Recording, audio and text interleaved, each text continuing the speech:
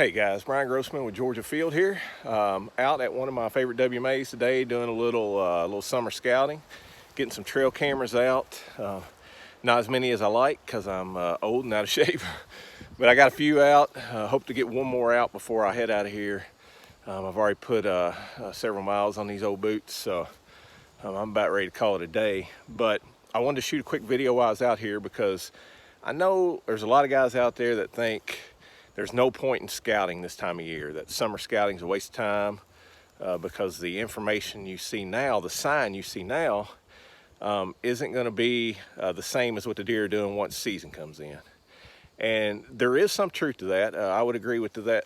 I would agree with that to some extent, but I'm not necessarily out here looking for fresh sign.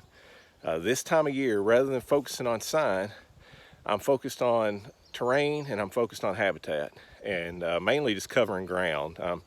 I'm learning new parts of the WMA while I'm out here, always trying to learn more of the WMA to see what I may be missing out on, and just to give me more options once the season's in.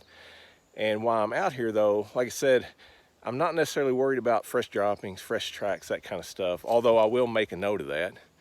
But I'm looking for, as far as terrain, I'm looking for those funnels. Anything that's gonna restrict deer movement, pinch points, saddles, that kind of stuff I want to take a look at. I'm looking at onX ahead of time before I head out there and kind of locating those spots, and then I'm ground checking them while I'm out here. You know, it may be a pinch point between a river and a field or something that's restricting or funneling deer movement. That kind of stuff can apply throughout the season. That's the kind of stuff I'm out here looking for this time of year, especially when the pressure's on. And I'm also focusing on habitat while I'm out here.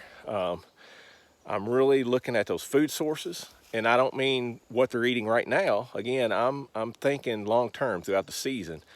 So I'm making note of, you know, muscadine vines. I'm making note of persimmon trees, and I'm definitely making note of those big white oaks and those big red oaks. Last year, the red oaks dropped early and they dropped heavy here where I hunt, and the deer got on them hard. And I didn't have that information available. You know, I'd always kind of put my attention on white oaks. And so I was out there scrambling, trying to find those red oaks and trying to find where the deer were concentrated. And, you know, now having gone through that, and now when I'm out here, I make note of those and I mark those on onX. So if this year or the next season, if that same thing repeats itself, I'll know where those red oaks are. I still got to get out there and find the ones that the deer are hitting on at any given point in time, you know, the most recent information, but at least I'll have starting points. I won't just be out there wandering around, bumping deer and messing things up. So I would encourage you to do that. Get out there. It's a great time to scout, especially if you can catch a cooler morning this time of year, or a cooler evening, and which it was this morning, but it's heating up now.